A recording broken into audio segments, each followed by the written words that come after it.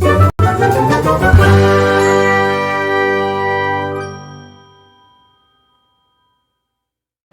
friends! Welcome back to my channel.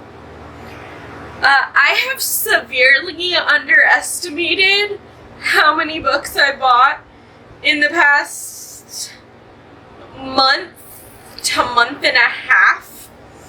But I'm going to start off by saying that this can be an extremely long video. So I do apologize for that, but after gathering all the books, I'm going to estimate that I have about 100 books here. Some of them I've talked about in previous vlogs, which I'll link up here. Some of them I haven't. So the ones that I have talked about, I'm just going to quickly hold it up, tell you the name and the author. I'm not going to give you a synopsis or anything, and technically I shouldn't give you a synopsis on any of these because it is so overwhelming. I have this entire overflowing crate. I have this pile and this pile and a overflowing milk crate behind you. So here's what we're going to do. We're going to do this video that I saw going around a long time ago, and it's pretty much the one take video. You go from start to finish in one take and no editing. So I know this can be really long because I get chatty and I have so many books here. Inexhaustive. I'm gonna guess. I think I just said 100, but I'm really sure that it's somewhere near. Here's the thing, though. Most of these were at the secondhand bookstore. I go to this independent bookstore that gives me trade credit, so some of this was trade credit. And honestly, I don't have to justify it, but one of the local bookstores near me went out of business, and they were having a dollar sale. Everything in the store was $1. So I went a little crazy. Then I found out that there's a library book sale going on, and I've never been to an actual library book sale, although I have been to something similar. That's a whole different video. So I had to go to the library bookstore. I got 35 books for $35. And honestly, I'm just keep your judgments to yourself. I'm just kidding, kind of. But I did not realize that I bought this many books. In my defense, some of them were gifted to me. Not a lot of them, but some of them were gifted to me. Anyways, let's just jump right in because I'm stalling, and like I said, I'm not editing, so we are already 4 minutes in. That's not that bad. Let's start here with this stack, and then we'll go here, and then we'll go to the milk crate behind you. That sounds like a plan. So this is Where the Truth Lies by Anna Bailey. This was part of buy one, get one half off from Book of the Month. So it says, in a town full of secrets, it's hard to tell where the truth lies. When 17-year-old Abigail Blake disappeared after a party, the festering secrets and long-standing resentments of the small mountain town of Whistling Ridge, Colorado, emerge with devastating consequences. Among those secrets Abby's older brother's passionate, dangerous love for a handsome Romanian immigrant. Her younger brother's feelings that he knows information he should tell the police, if only he could put it into words. Her father's rage and the charismatic preacher who advocates for God in language that mirrors violence. Okay. I mean, I'm gonna just make a pile over here for now.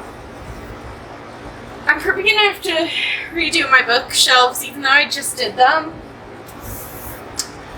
These two are both young adult thrillers, or at least I thought they were. Now that I've had them for a bit and kinda might understand what they are more, I think they might be more like young adult, hard-hitting contemporaries. So there's Past Perfect Life by Elizabeth Elbridge and Every Last Word by Tamara Ireland Stone.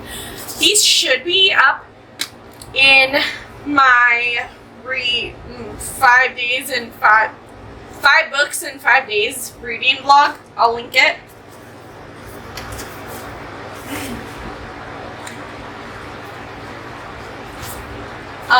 Then there's The Startling House by Alex E. Harrow. This was my book of the month choice for October. Again, there was an unboxing of that. Then there's The Silent Patient by Alex Michaelides. I also not unboxed it, but I hauled it in one of my vlogs. I'll try and link it up here if I remember. There's Signal Fires by Danny Sharpo. One Night, One Fateful Choice, a constellation of lives changed forever. Single Fires opens on a summer night in 1985. 3 teenagers have been drinking. One of them gets behind the wheel of a car, and in an instant, everything on Division Street changes. Each of their lives and that of Ben Wilf, a doctor who arrives on the scene, is shattered. For the Wilf family, the circumstances of the fatal accident will become the deepest kind of secret, one so dangerous it can never be spoken. That one's gonna crush me. I really think that one's gonna crush me. Then there's Take My Hand by Dolan Perkins Valdez. Again, this was in a vlog. There is Firefly Lane by Kristen Hanna. I have read one Kristen Hanna and I didn't really like it. So, of course, I've been collecting all of her books so that I can avoid reading them because, hi, I'm Alita and I have a problem. It says, in the turbulent summer of 1974, Kate has accepted her place at the bottom of the 8th grade social food chain. Then, to her amazement, the coolest girl in the world moves in across the street and wants to be her friend. Tully seems to have it all. Beauty, brains, ambition. On the surface, they are as opposite as two people can be. Kate doomed to be forever uncool, with a loving family who mortifies her at every turn. Tully steeped in glamour and mystery, but with a secret that is destroying her. It's about their friendship. I also think that I have 2 or 3 books that are wrapped up right here that are new-ish. I don't think you've seen a reading, like a haul of them, so I'll just tell you real quick what they are. The Ballad of Songbirds and Snakes, The Ball of Winnipeg and Me, and The Godparent Trap. Okay. The next book is Just Enough Luck by Aspen Hadley. This says, Lucy never lost faith in her fairy godmother, and when she lands an unbelievable dream job working for Drake Enterprises, she knows exactly who to thank for the opportunity. That dream job, however, comes with a twist. She'll be starting her new job in northern Montana, while joining the Drake family for their month-long annual retreat. So Lucy packs a suitcase of warm clothes and a fake-it-till-you-make-it attitude, prepared to do all she can to prove her worth. Then there's, like, the Drake brothers, which are the bosses, and I think that there's, like, a romance between Lucy and one of the brothers, and, you know, I want to try it. I am intrigued to see if there's actually a fairy godmother in this, too, and, like, how that plays a part.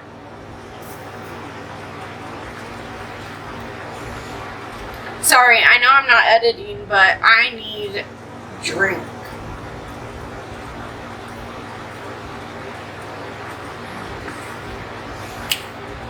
Alright. There is Heart-Shaped Hack by Tracy. Oh, you know what? This is part of a series, so I have found that a few of the ones that I got were part of series, so I have them all right here, and I'm going to add this to that collection so I can unhaul it. I don't like starting with a book that's like mid-series, so we'll just skip that one. There's St. Francis Society Wayward Pets by Annie England Noblin. I mean, look at that dog. Anything that, that is such a cute dog. Plus, this was only $1 because my bookstore was going out of, you know, like having a clearance because they're moving. She's cheerful, she's charming, and she's sitting on Mauve's front porch. No, not a long-lost friend, but an American bulldog named Happy. Oh, and she belongs to Maeve.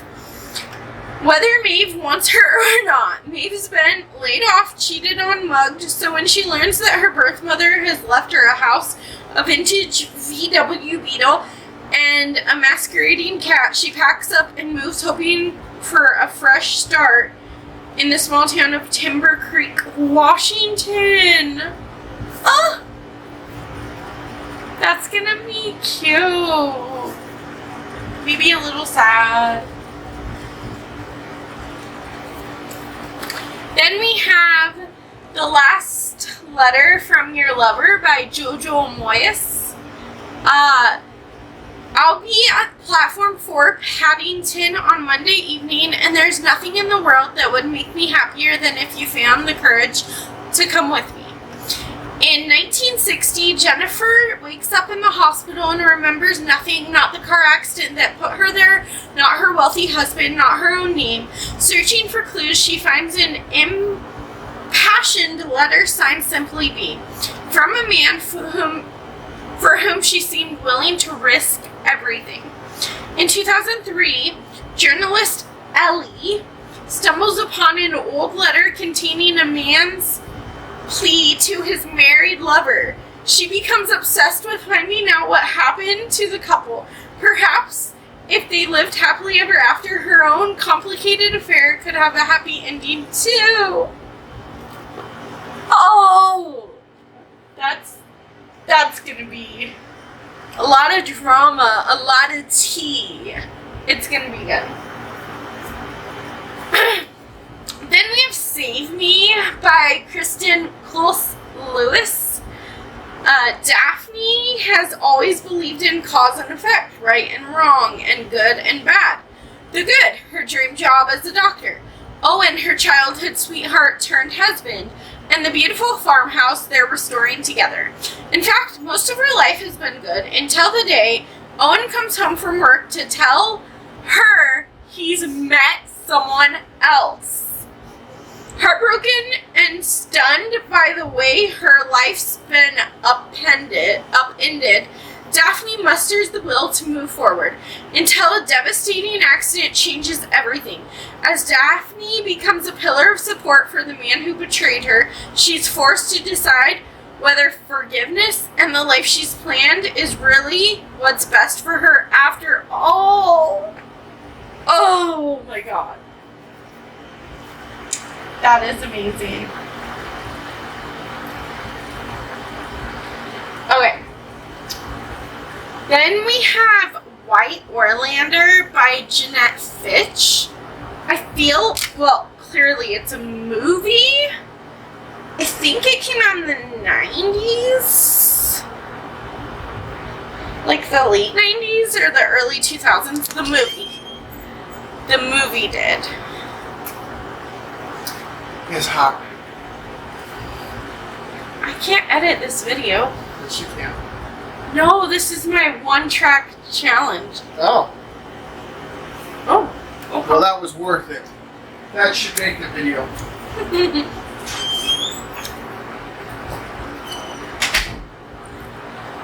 But I think that the movie came out in like late 90s, early 2000s, and I'm like, shit, pretty thick. So it says, everywhere hailed as a novel of rare beauty and power, White Orlander tells the unforgettable story of Ingrid, a brilliant poet imprisoned for murder, and her daughter Astrid, whose audacity through a series of LA foster homes, each its own universe with its own laws, its own dangers, its own hard lessons to be learned, becomes a redeeming and surprising journey of self-discovery. See, that doesn't really tell me a lot. But I think it's going to be like one of those heart-wrenching ones.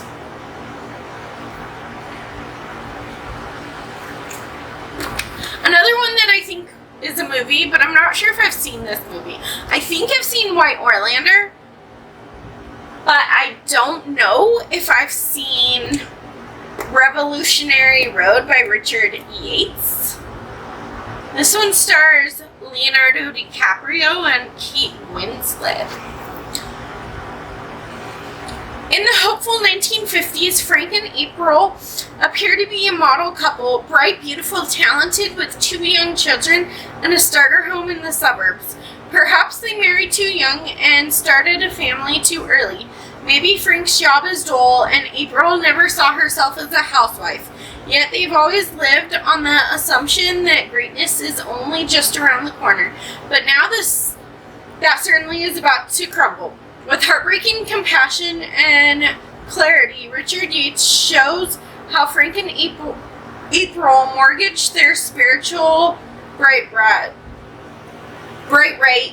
betraying not only each other but their best selves. Interesting. So again, I'm not sure what to expect from that one. Like I said, I'm collecting all the Kristen Hanna books. This is Summer Island. I think it's a romance. Years ago, Nora walked out on her marriage and left her daughters behind. She has since become a celebrity radio talk show host and newspaper columnist, beloved for her moral advice. Her youngest daughter, Ruby, is a struggling comedian who uses her famous mother as fuel for her bitter, cynical humor. When the tabloids unearth a scandal in Nora's past, her career implodes, and Ruby gets her big break. She's offered a fortune to write an unflattering tell-all article about her mom. Under false pretenses, Ruby returns home to talk to the woman she hasn't spoken to for almost a decade. Home, to the house on Summer Island where Ruby grew up, a place filled with childhood memories of love and joy and belonging.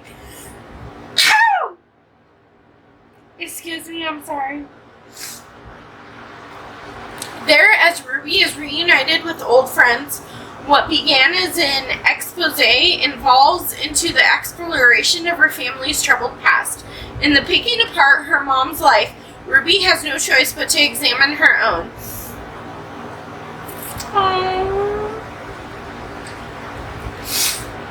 Maybe. Okay, so my plan is May. of next year, I want to do like a mother-daughter reading vlog type thing.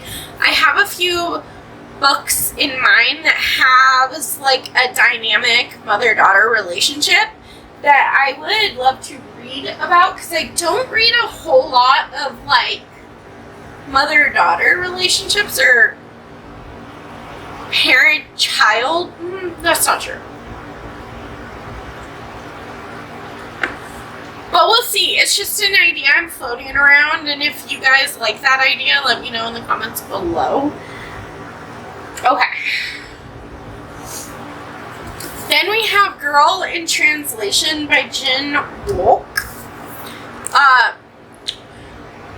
What is it like to be surrounded every day by a language and culture you only half understand? How would it change your life? Oh my gosh, wait, is this one signed? It is. I didn't even realize. I got this book for $1 and it is signed by the author. But I think this one's gonna be real, like, tender and emotional and probably gonna break me. I'm gonna say that about all of them, but not this one. This one is The Royal Mess by Mary Janice Davidson. This is a royal romance. In a world nearly identical to ours, the North won the Civil War, flannel is the new bling, and Russia never sold Alaska to the U.S. Instead, Alaska is a beautiful, rough and tumble country ruled by a famously eccentric royal family who put the fun back in dysfunctional. And the tabloid darlings are about to go more ink once the king's royal oats come back in the form of a surprise princess, landing them all in, well, the royal mess.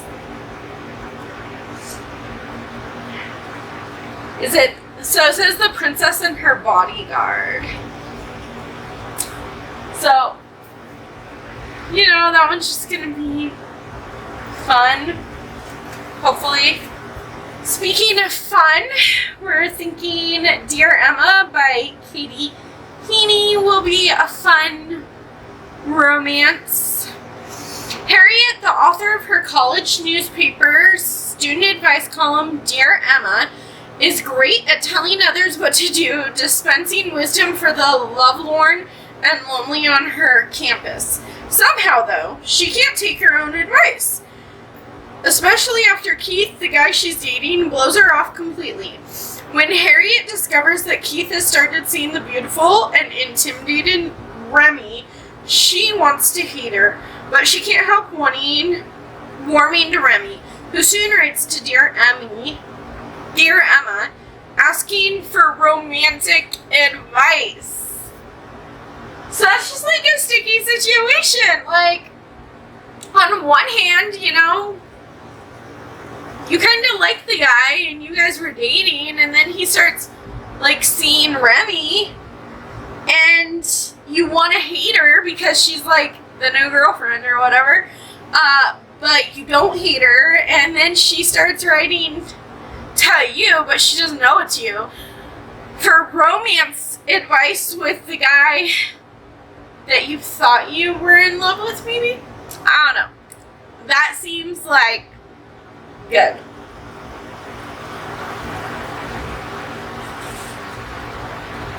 Alright. I'm gonna put that one over there because I have the whole series, so I will just show you the whole series all at once. This is like huge. This one I found at my thrift store. But this is A Million Kisses in Your Lifetime by Monica Murphy. I don't know anything about this book. I know it's romance. I'm pretty sure it's new adult romance. It says, Rin Baymount is many things. Beautiful, smart, sweet, and innocent. At Lancaster Prep, the girls love her. They all want to be her friend. Only I see Rin for who she really is. Okay. So I don't know what it's about, but it's been on TikTok. Whew, okay. Then this is Olive Kitteridge by Elizabeth Strout. At times stern, at other times patient, at times perspective, at other times in sad denial. Olive Kitteridge, a retired school teacher, deflowers the changes in her little town of Crosby, Maine, and in the world at large, but she doesn't always recognize the changes in those around her. A lounge musician haunted by a past romance, a former student who has lost the will to live. Olive's own adult child who feels tyrannized by her irrational sensitivities, and her husband Henry who finds his loyalty to his marriage both a blessing and a curse. I don't know. I think it's just all about Olive, and it's kind of short, but I have heard about this book because I think it's like an older book. I don't know for sure, but I think that it is, and I feel like I've heard about it before. Then this one's gonna surprise you, but this is Dust by Kara Swanson. This is book 1 in a new series. This is a Peter Pan retelling, and I was at the bookstore and I saw it and I'm like, yeah.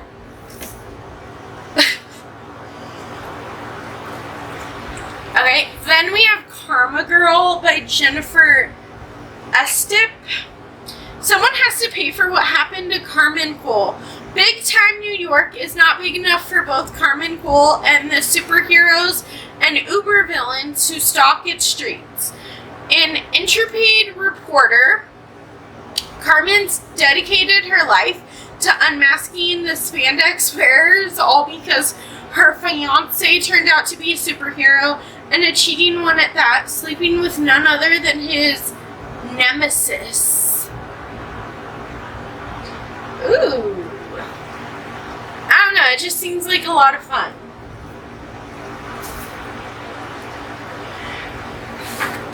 Alright, then I have these 3 that are all by William Shakespeare. Yeah. So we have Julius Caesar. We have The Taming of the Shrew. And Othello. So here's the thing. I always thought that I loved William Shakespeare. Then I tried to read Romeo and Juliet, which I read in high school, like, in abundance. We studied the heck out of Romeo and Juliet, and like, I get it, it's a good play, but I studied it so much that I kind of hate it now. But I don't think I've actually given anything else by William Shakespeare a try, so I want to see if Shakespeare could be an author for me. So I got a few different books.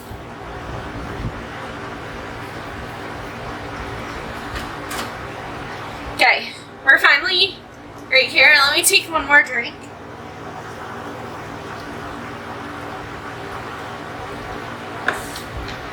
So we have this this milk crate, and a milk crate behind you. So there's The Perfect Mother by Amy Malloy. I've read one other book by this author and I didn't love it, so I was a little intimidated to get this one, but again, my bookstore went out of business and it was only $1. A night out, a few hours of fun, that was all it was meant to be. They call themselves the May Mothers, a group of new moms whose babies were born in the same month. Twice a week, they get together in Brooklyn's Prospect Park for some much-needed adult time. When the women go out for drinks at a hip neighborhood park, they're looking for a fun break from their daily routine. But on the hot 4th of July night, something goes terrifyingly wrong. one of the babies is taken from his crib. Oh! That is terrifying. That's like a parent's worst nightmare, I'm sure. I'm not a parent, but oh, I can't even. Then we have The Surgeon by Leslie Wolf. Trusted surgeon, loving wife, murderer. I've never lost a patient until today, and what will I do to protect myself if someone learns the truth? So, I am a surgeon, and on the table in front of me, I think it's my husband. But I'm not yeah, my devoted husband. But he has some life-threatening issues, and I could try to save him, but then potentially go to jail. Or I could try to save him when I'm not really trying to save him and call his time of death. He is the first patient I've ever lost, but I do call time of death because I don't want to go to jail. What? I need to know what is going on? Right? Oh my gosh. Okay, then we have Black Eyed Susan by Julia Heberlin. I also had We Were All in the Dark. I don't know. It's coming up. I read that one. Didn't like it. But Black Eyed Susan is, I'm one of the 4 Black Eyed Susans. The lucky one. At 16, Tessa was found barely alive in a field of flowering black-eyed Susans, amid a scattering of unidentified female bones. With no memory of how she got there, now an adult with a teenager of her own, she carries ghosts of dead girls in her head and guilt that her testimony 18 years ago may have put the wrong man on Texas death row.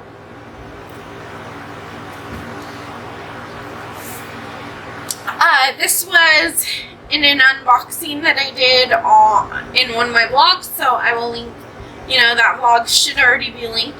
But this is Edenville by Sam Rebelin, along with Small Town Sins by Ken Jaworski. Then this one I've actually already read. I liked it so much that I had to buy a physical copy because I read it on ebook. But this is The Boyfriend Candidate by Ashley Winstead. This one's just so cute. I ate this up. It was super duper sweet. It's like fake dating. And it's like a laugh out loud rom-com.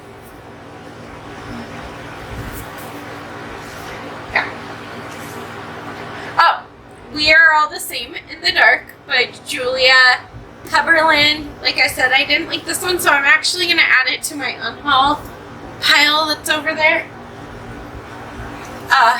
Along with Truly Devious by Maureen Johnson. Yeah, I read that one too. I didn't like it, so I'm unhauling it. It's a young adult mystery. If you haven't read it by now, you're not going to. I honestly would skip it, but that's just me. Then there's Would You Rather by Allison Ashley. This was a super cute rom-com. So you follow Noah and Mia, who are best friends, and Mia has this like kidney problem to the point where like she needs a transplant. She might need to go on to dialysis real fast. But she also gets the scholarship to her dream school, and she dropped out of school, and she kind of wants to go back and fulfill her lifelong dream. So Noah, smarty man he is like, let's get married. And she's like, what? No, you're my best friend.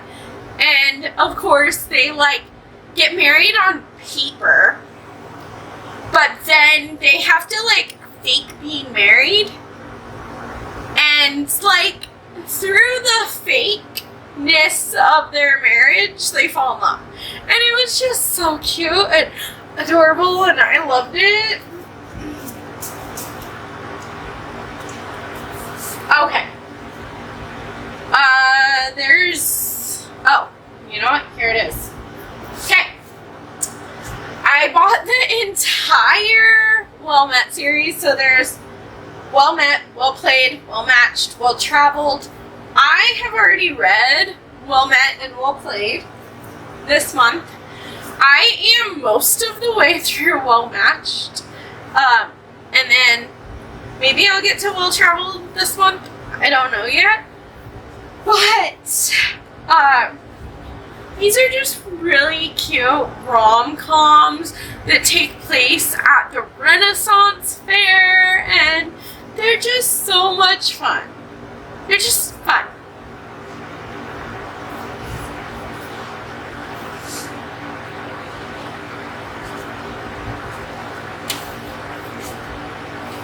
Okay, and then we have Cold Wind by Paige Shelton. Thriller writer Beth Rivers has just begun to settle into her new life in the isolated village of Benedict, Alaska. She doesn't have much of a choice. The unidentified man who kidnapped her in her hometown of St. Louis hasn't been found yet, so for now, Beth is staying put. So that just gripped me. Not to mention the fact that, like, I'm always gonna, like, I always said that I don't like a bookish book, and that's true to an extent, but I do notice that I like thrillers in which I follow writers. That's so random, but true.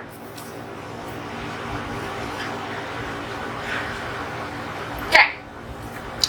Then I have The Scarlet Letter by Nathaniel Hawthorne. This is just a classic that I've always wanted to read, especially since Easy A with Emma Stone came out.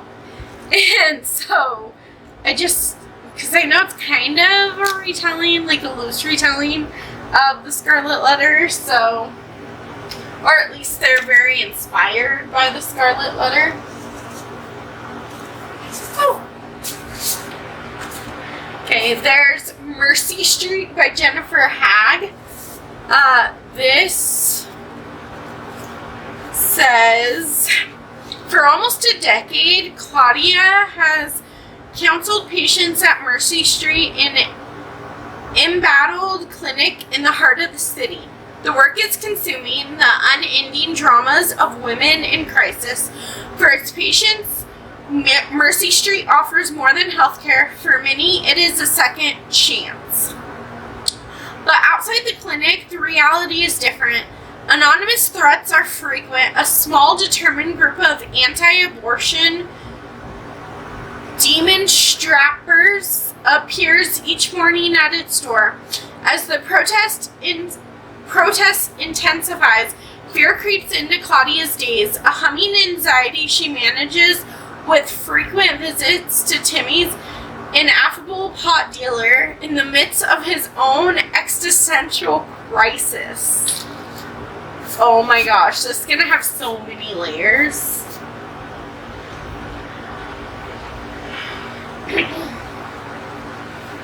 Okay, then we have Everything You Want Me to Be by Mindy Meja. No one knows who she really is. Hattie Hoffman has spent her whole life playing many parts. The good student, the good daughter, the good girlfriend. But Hattie wants something more, something bigger, and ultimately something that turns out to be dangerous. When she's found brutally stabbed to death, the tragedy rips through the fabric of her small town community. Okay. Yes, please. Then we have Still Lives by Maria Hummel. I think this one is a literary fiction, but let's find out together. Kim Lord is an avant-garde figure, feminist icon, an agent in this LA art scene. Her groundbreaking new exhibit, Still Lives, features portraits in which she depicts herself as famous murdered woman, the Black Dahlia. Oh my god, I'm obsessed with that case. Chandra Levy, Nicole Brown Simpson, among many others, and the works are as compelling as they are disturbing, implementing a culture that is too accustomed to violence against women. As the city's richest art patrons pour into the museum's opening night, all the staff, including editor Maggie Ritchie, hope the event will be enough to save the historic art gallery's finances, except that Kim Lord never shows up to her own gala. Ooh, okay, that sounds even better than I thought it was. Okay, we have Smart Girl by Rachel Hollis. Brilliant designer Miko is a hopeless romantic. She spent most of her life falling in love over and over with the men she finds in the pages of her favorite novels. When Miko meets Liam, it's love at first sight, at least for her. Sure, the two of them are polar opposites, and yes, he seems to be dating someone new each week, but Miko knows what true love is and that you can't rush it. After all, what she lacks in real world experience, she makes up for in book smarts. I wonder if this young doll, I have to investigate and see if this young doll, if it is, it's going to go in my unhaul pile. Okay. Then I have He Started It by Samantha Downing. This is an inheritance road trip thriller. I'm just trying to see if Samantha Downing is for me because I didn't love one of her books and I loved another one, so I'm kind of got to figure out if she's one author that I want to keep looking out for or not. Then there's The Good People by Ashley Flowers. All good people here. Sorry, not the good people. You can't even know for sure what happens behind closed doors. Everyone from Warsaw, Indiana remembers the infamous case of January Jacobs, who was discovered in a ditch hours after her family awoke to her gone. Margot Davis was 6 at the time, the same age as January, and they were next-door neighbors. In the 20 years since, Margot has grown up, moved away, and become a big city journalist, but she's always been haunted by the feeling that it could have been her. And the worst part is, January's killer has never been caught, so of course she goes back to her small town and tries to investigate this case.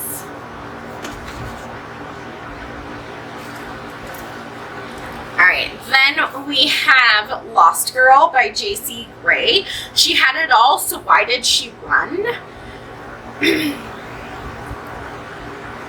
Emerald Reed McAllister is a high-profile model and stylist. Has always been careful to make sure no one knows the real her. Not even her husband Mark, ambitious, intelligent, and enduring, knows the real M.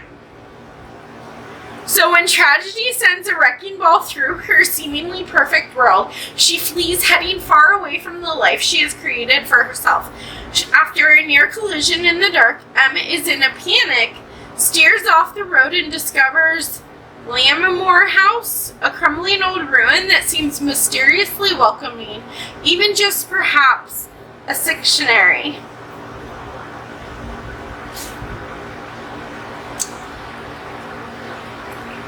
Give me 1 second.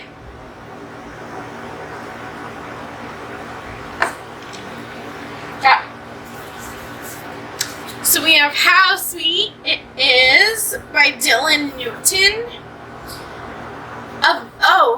What happens when the Queen of Romance falls for the King of Horror? And that's all that I want to read. I don't want anything else. I don't want any more spoilers. It's just like a fun rom-com-y romance. Rom-com romance. Dead 11 by Jimmy Julian. Italiano. This takes place on this island that's stuck in 1994. It's called Clifford Island, and I'm not sure why they're stuck in 1994 or what's going on, but I'm intrigued. I like books that play with time, and being stuck in 1994 just sounds like a blast. I was only one, so I don't really remember the year too much, but now I get to go live it again. Then we have All Involved by Ryan Gatiss. All Involved by Ryan Gatiss. So honestly, I got this because it is really close to home for me. It basically follows these 4 police officers who, okay, so at 3:15 p.m. on April 29th, 1992, a jury acquitted 3 white LA police officers charged with using excessive force to subdue a black man named Rodney King.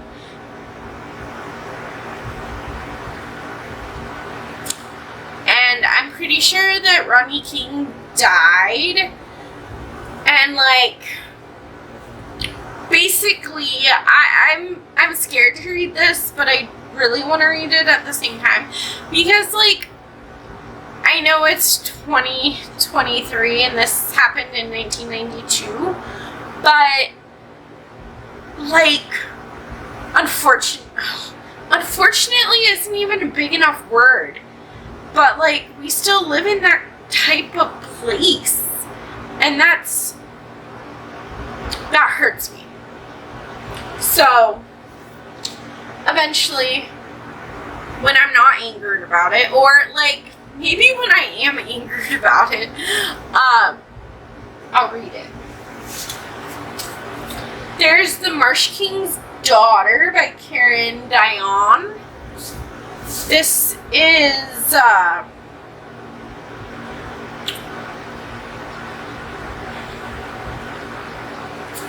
in this mesmerizing psychological thriller, a woman must hunt down the dangerous man who shaped her past and now threatens to steal her future.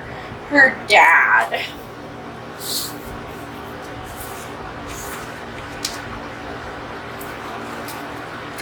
Then there's The Safe Place by Anna Downs. This follows this woman. This has no phones, no outsiders, no escape. This follows this woman who, Emily, is a mess. Emily is desperate. Emily is perfect. Welcome to paradise. Will you ever be able to leave? So Emily is hired as this housekeeper, and she gets hired by this rich family, and she goes on vacation with them, and then I think that something's gonna happen to her, or maybe she's the one that's killing people. I don't know. I hope it's very contemporary. I don't want it to be a ghost thing, but I don't know. Then we have Into the Jungle by Erica Frenick. This says, in this post-pounding thriller from the author of The Haunting, The River at Night, a young woman leaves behind everything she knows to take on the Bolivian jungle, but her excursion aboard quickly turns into a fight for her life.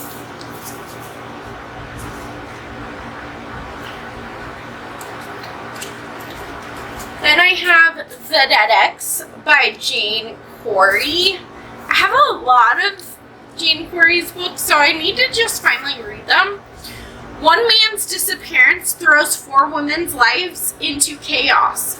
Who will survive?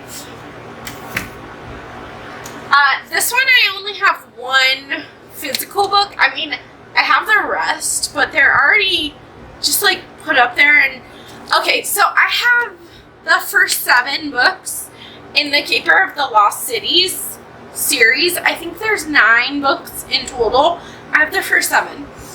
by Shannon Messenger. It's a middle grade fantasy adventure series, and that's all I know. Then we have A History of Wild Places by Shay Earnshaw. This is a fantasy mystery, I think. Travis has an unusual talent for locating missing people. Hired by families as a last resort, he requires only a single object to find the person who has vanished. When he takes on the case of Maggie St. James, a well-known author of dark children's books, he's led to a place many believed to be only a legend. Known as Parasol, the reclusive community was founded by like-minded people searching for a simple way of life. But soon after Travis stumbles upon it, he disappears, just like Maggie St. James. Oh, that sounds great. Then there's Bringing Down the Duke by Evie Dunmore. This is actually an arc, but it came out in 2019, so it's fine.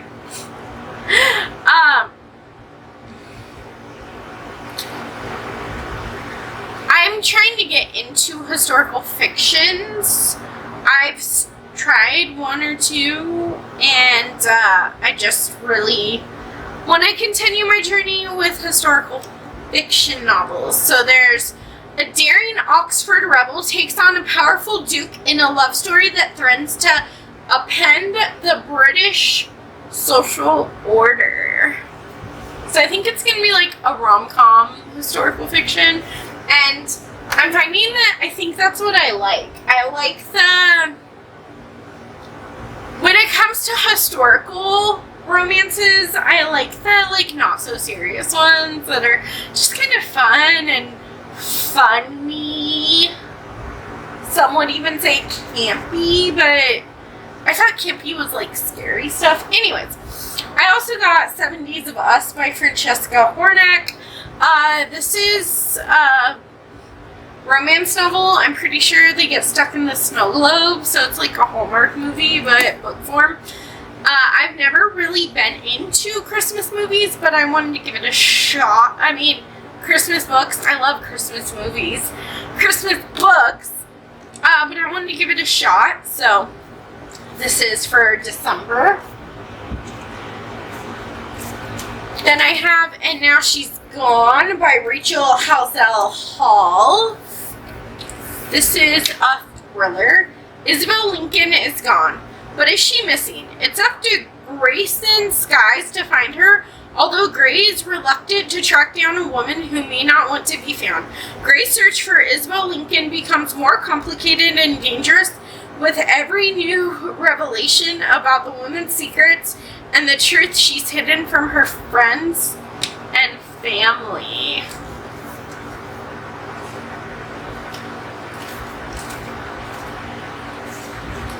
Alright, we're almost done with this one, and then we have one more. So, then we have The Dilemma by B.A. Paris. This is a domestic thriller, I'm pretty sure. It's Liva's 40th birthday. Her husband Adam is throwing her the party of a lifetime to make up for the wedding celebration they never had. Every day everyone Liva loves will be there except for her daughter, who's studying abroad. But Liva is secretly glad that Maureen won't be there.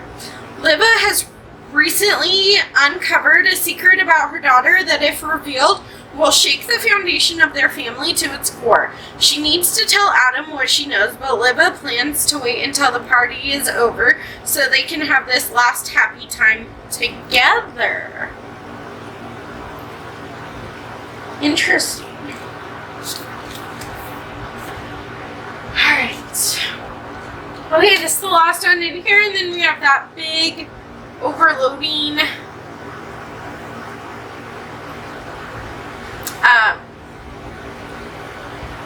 Milk Crate. I'm sorry. I'm getting tired. There's The Mars Room by Rachel Kushner. I don't know a lot about this. I just know it's a thriller that takes place in a woman's prison. Think Orange is the New Black, which I I think they went a weird way with Orange is the New Black. I think that I'm more excited for the book than I ended up ultimately being for that TV show. Alright. This one I'm not going to talk about. There's Dead in Gondola by Anne Claire.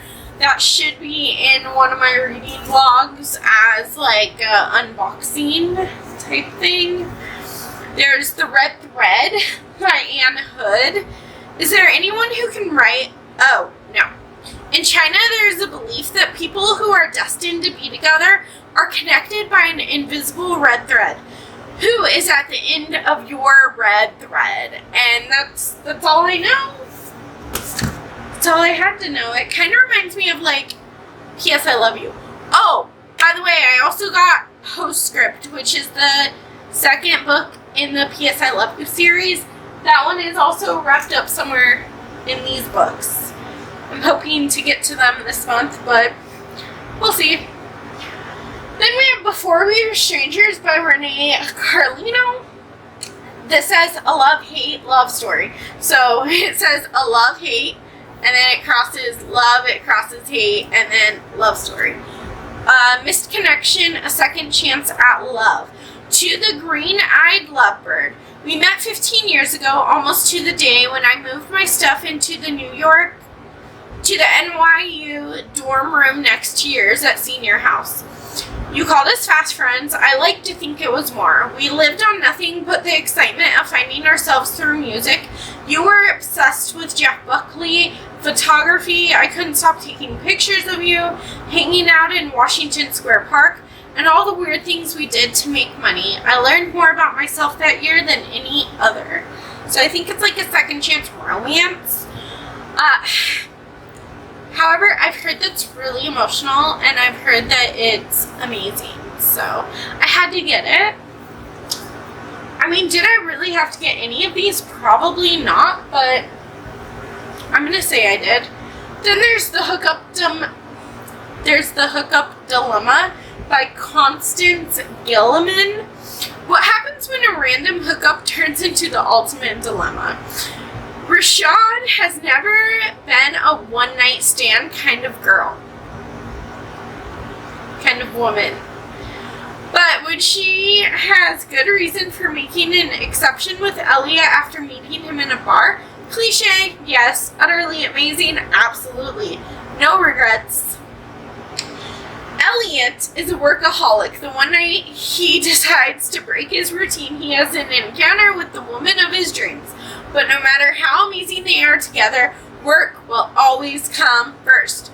Both of their lives get turned upside down when they find themselves on opposite sides of an ongoing fight between Elliot's company and Rashada's community.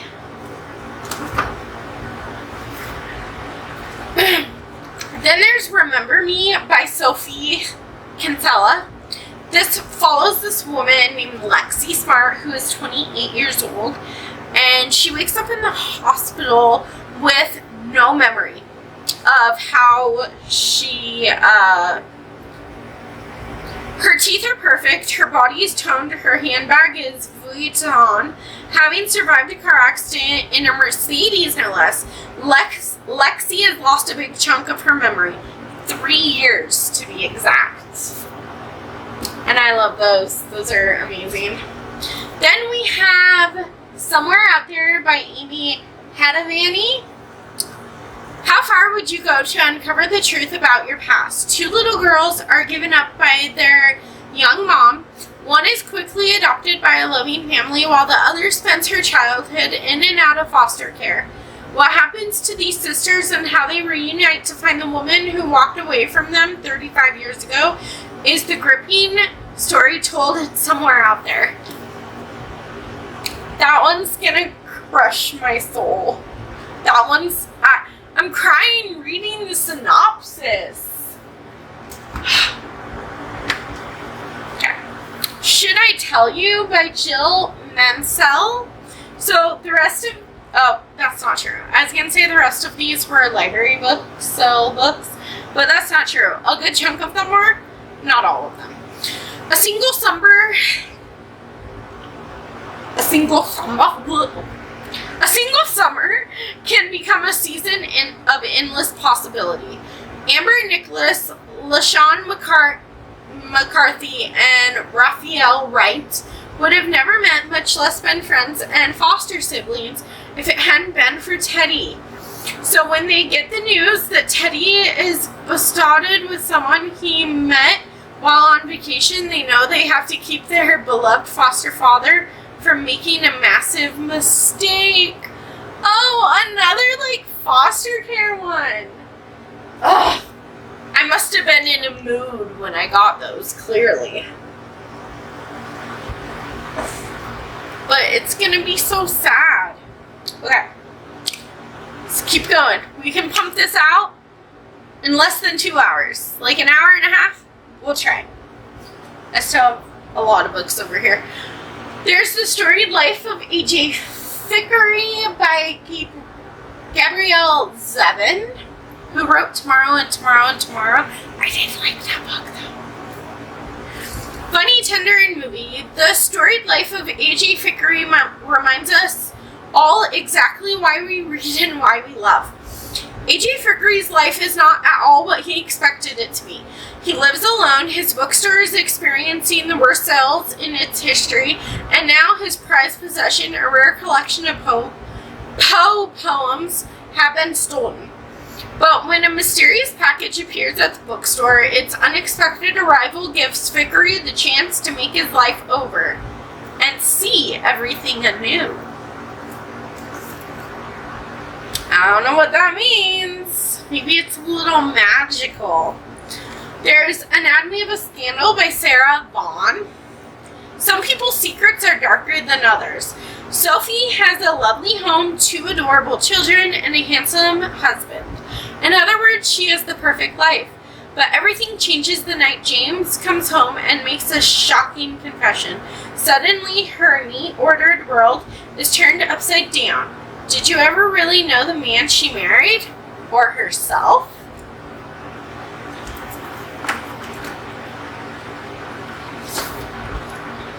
Then there's Marlowe is Everywhere by Sarah Elaine Smith.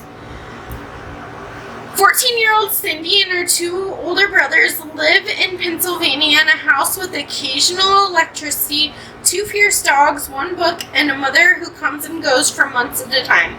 Deprived of adult supervision, the siblings rely on one another for nourishment of all kinds. The older Cindy gets, the less tenable her home life becomes. So when a glamorous teen from a more cultured home goes missing, Cindy escapes her own family's poverty and slips into the missing teen's life. What?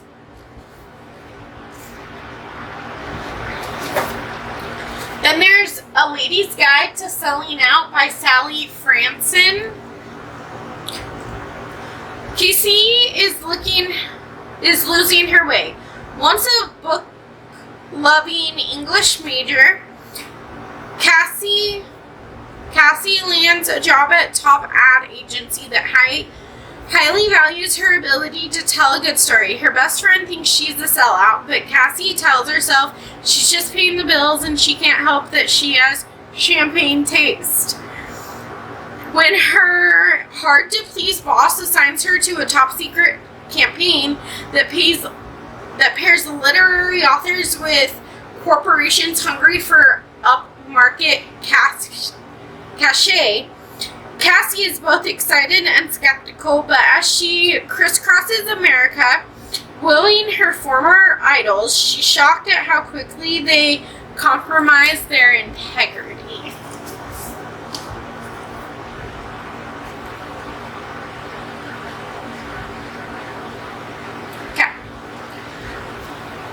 Then we have The Sweetest Remedy by Jane Argago. When a woman travels to Nigeria to attend the funeral of the father she never knew, she meets her extravagant family for the first time, finds a new and inspiring love interest, and discovers parts of herself she didn't know were missing.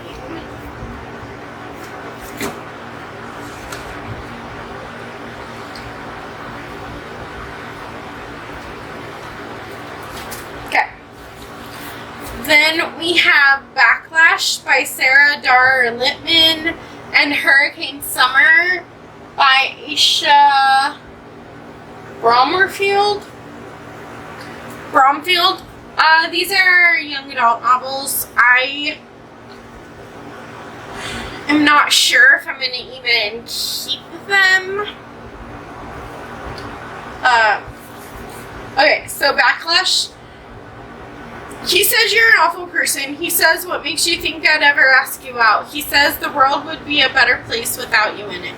Ooh.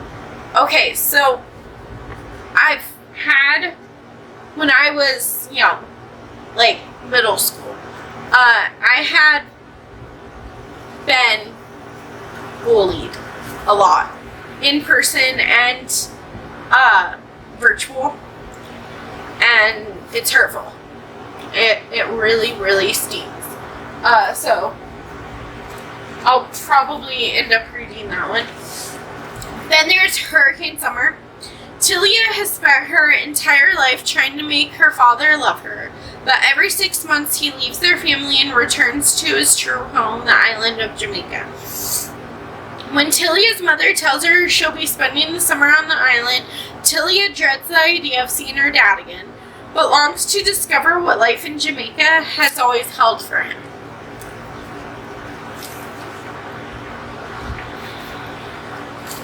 Then we have Suicide Forest by Jeremy Bates. Suicide Forest is a real place in Japan, and I think this is a fictionalized story about something that happens in Suicide Forest, but I know that it's like it's a real place where a lot of people go to commit suicide. And a lot of other people just go to see if it's real and like be haunted and, you know, like stuff like that.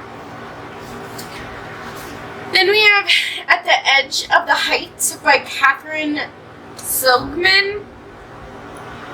Maddie Dolligan, homeless at 20, lives with her dog and makeshift family in the hidden space of San Francisco's Golden Gate Park. She thinks she knows how to survive and whom to trust until she accidentally witnesses the murder of a young man. Her world is upended as she has to face not only the killer but also the police and the victim's parents who desperately want Maddie to tell them about the life their son led after he left home.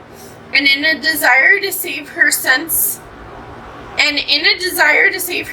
they could not save their own son, they are determined to have Maddie reunite with her own lost family. It's gonna be sad.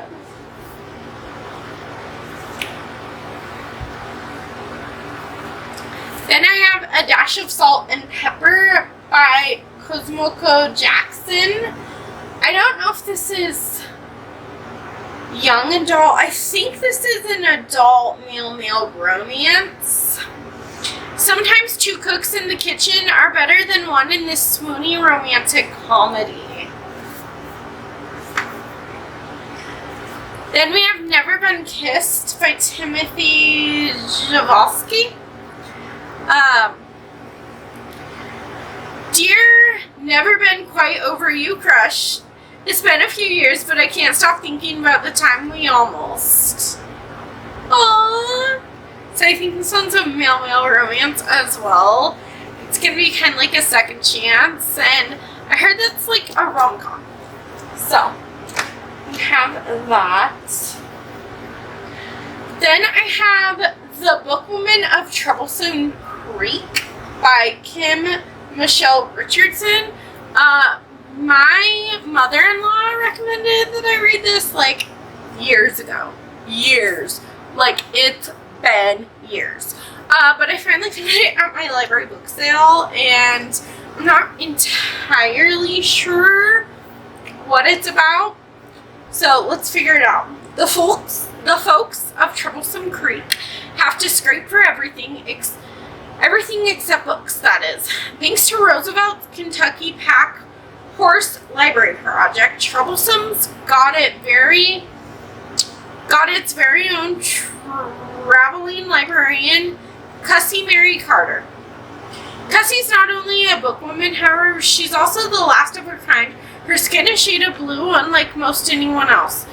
Not everyone is keen on Cussie's family or the government's new book program, and along her treacherous route, Cussie faces doubters at every turn. If C wants to bring the joy of books to the complex and heart-scrabbled Kentuckians, she's going to have to confront dangers and prejudice as old as the Appalachians, and suspicion as deep as the holler. Oh wait! Inspired by the true blue-skinned people of Kentucky and the brave and dedicated Kentucky Pack Horse Library Service of the 1930s. Ooh! Okay, so it's inspired by true, life. Okay, that just, made me want to read it even more. This is When Dimple Met Rishi by Sahada Menon. I think this one is a young adult. Yeah, this one is a young adult romance. I refuse to read young adult romances anymore, so this one is also going to be unhauled. Y'all, it was free. It's fine. It was free. I got a bunch of them for free at that library bookstore.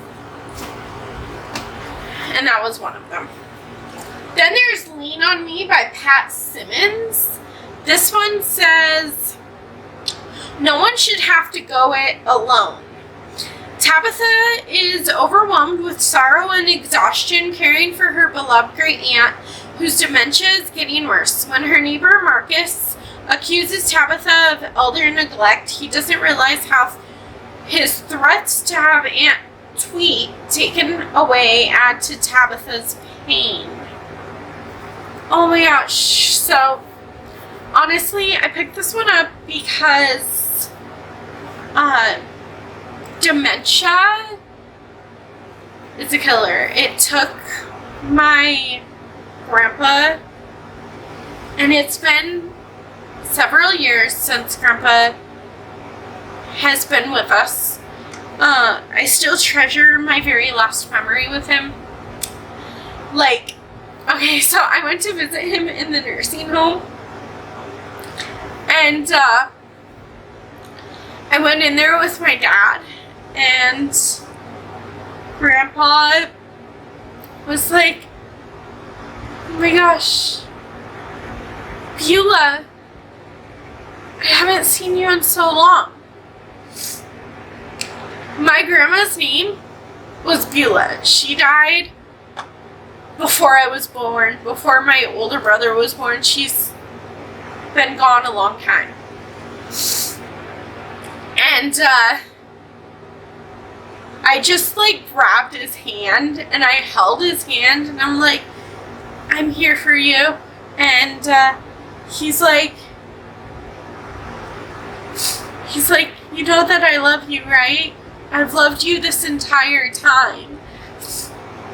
And I'm just like, I love you too. And I treasure that moment because it was the last time I feel in a weird way we got to say goodbye without actually getting to say goodbye.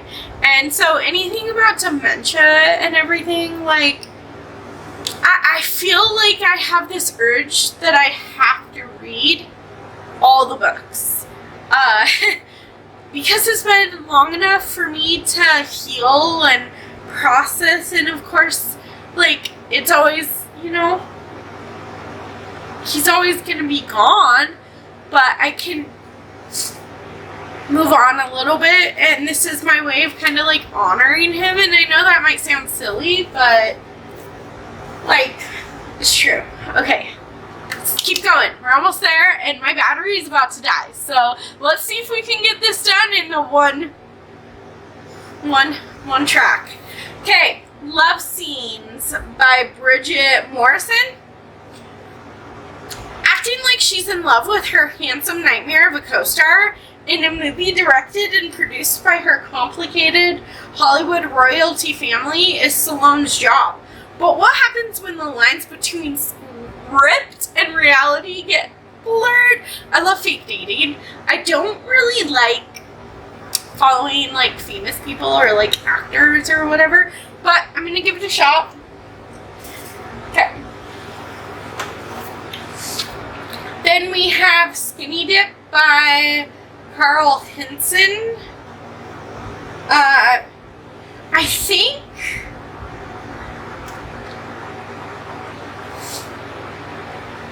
I feel like this has a different cover somewhere, but it is a thriller. Joey is a woman with a mission. She's been pushed overboard from a cruise liner by Chaz, her scumbag husband, and survived to tell the tale. But rather than reporting her husband to the police, she decides to stay dead, and with little help from her friends and a few of Chaz's enemies, instead of getting mad, she gets even. That just sounds like so much fun. And then we have The Lost Manuscript by Kathy Bonadin. Well, look at that. Interesting. Anyways, sometimes a book has the power to change your life. When Anne Lease braided books as a room on the Brittany coast at the Bay Rivage Hotel, she has no idea that her vacation will put her on the path to unearthing a 30-year-old mystery. After finding and reading an abandoned manuscript in her hotel room, she discovers an enchanting story as well as a mysterious address written within the pages. She sends the pages to the address in hopes of reuniting the unknown author with their novel. The response, which was received a few days later, astonishes her and sets her on her path to uncovering every person who held the manuscript in their hands. So, that'll be interesting. Then we have The Eden Test by Adam Sternberg. This is an ARC copy, but this follows Daisy and Craig's marriage is in serious trouble. That's why Daisy is signed up for the Eden Test, a week-long getaway for couples in need of a fresh start. Yet even as she's struggling to salvage her marriage, it seems Craig has plans to leave her for another woman. What? Yeah. I think it's a thriller though, but I'm not entirely sure. Then there's Three Perfect Liars by Heidi Parks. Laura has returned to work at Morrison Wood after her maternity leave, only to discover that the woman she brought in to cover for her isn't planning on going anywhere. Mia was only supposed to be a temporary hire at Morrison Wood, but she's managed to make herself indispensable to everyone that is except Laura. If people knew why she was so desperate to keep her job, they might not want her to stay. Interesting. Then there's If You Knew Her by Emily Elger. The Perfect Life or The Perfect Lie. A woman in a coma and the man who could save her if only he could speak. When young, beautiful Cassie arrives at the ICU of St. Catherine's Hospital after being struck by a hit-and-run driver while out walking her dog. Chief nurse Alice thinks she looks familiar. She starts obsessing, only to discover a secret that her patient has been keeping from everyone, including her devoted husband and family. Frank, a patient on the same ward who has locked-in syndrome, can hear and see everything around him but cannot speak. Soon he comes to understand that Cassie's life is still in danger. Ooh.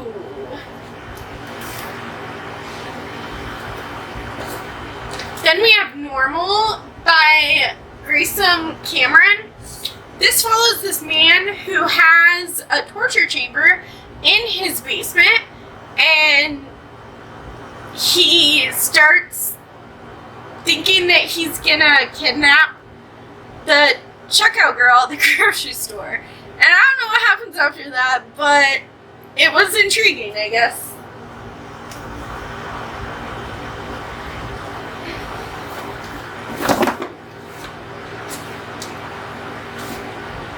Okay.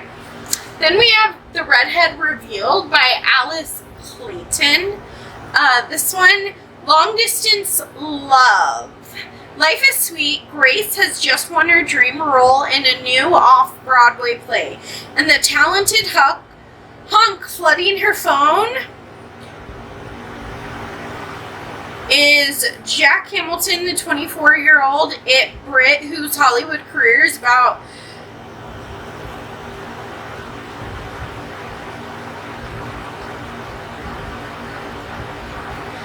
so it's like this long-distance relationship between co-stars. The Ultimate Sister Disaster by Jan Mendel. What happens when your sister becomes your biggest rival? If there was a way to pick your family, 14-year-old Franny might not pick her own. I think I'm gonna unhaul this one too. Like I said, all the young adult books were free at the bookstore, at the library book sale. No One Likes You.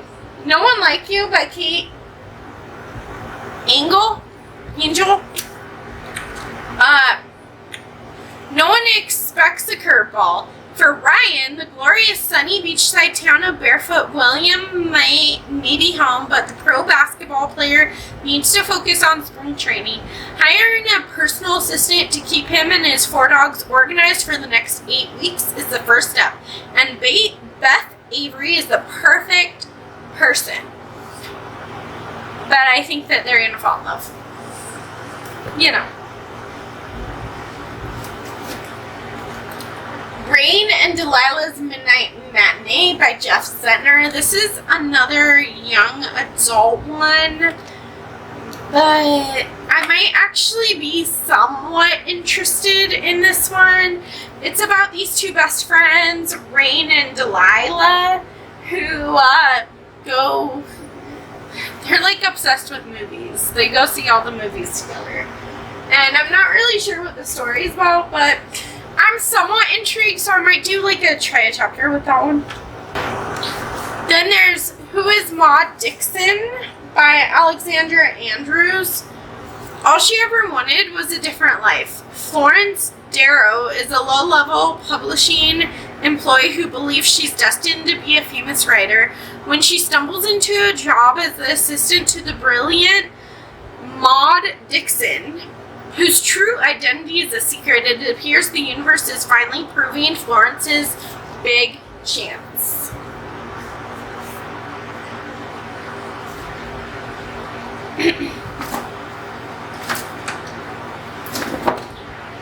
Then there's About That Fling. Her perfect match is smart, sexy, and funny, and perfectly off limits. Okay.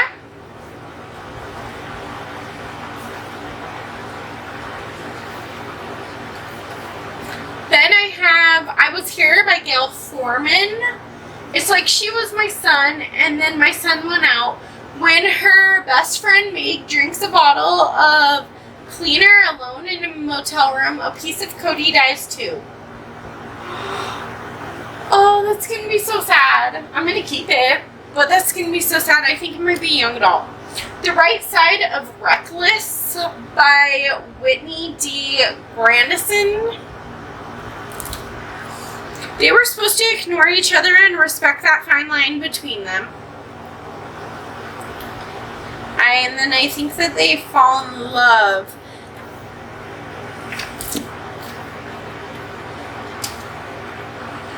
Okay.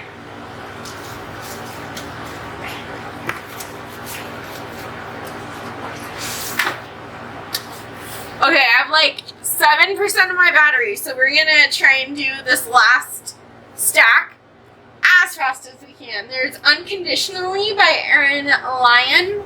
This says, Kate has accepted a job practicing signing law.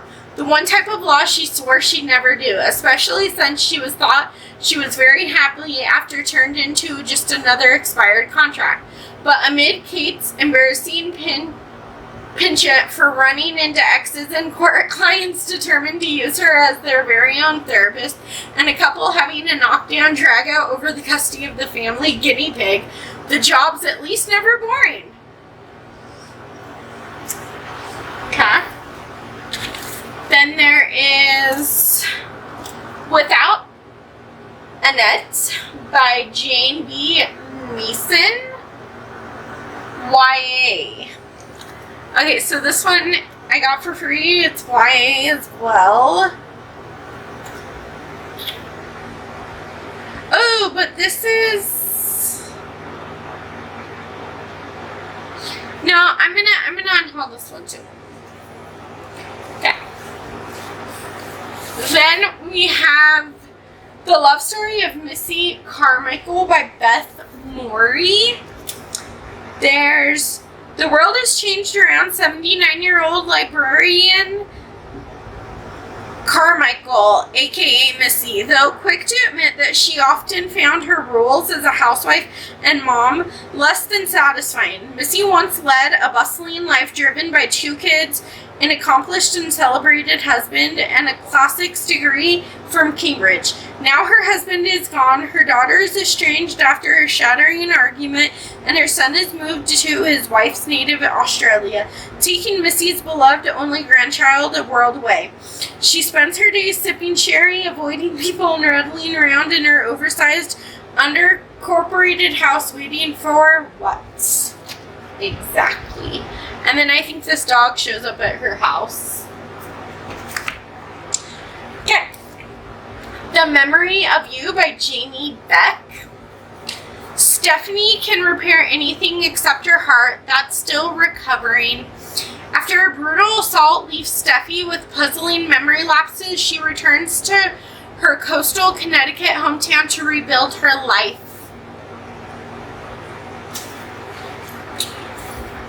Then there's The Card Turner by Louis Satcher, a novel about a king, a queen, and a joker. I mostly got it because, like, Louis Satcher. Duh. So I am interested in keeping that one. And then my last book for this book haul, where my battery is, like, really on its last leg, so we gotta finish, is Scared Scriptless by Allison Sweeney. When life and love doesn't follow the script, you can't be scared to rewrite your ending. Maddie is a mass of contradiction. She loves her job as script supervisor on a hit TV show. She hates Hollywood. Super organized and down to earth, Maddie is clearly one of the best at her job in her script dating role. No actors. Ooh, so I think she falls in love with an actor. For someone who doesn't like following actors and, like, famous people and stuff in my books, I sure got a lot of them. So I hope you enjoyed this video. I know it was super long. I am okay with that. If you are, don't forget to smash that like button and subscribe to my channel. And I will catch you in the next video. Bye!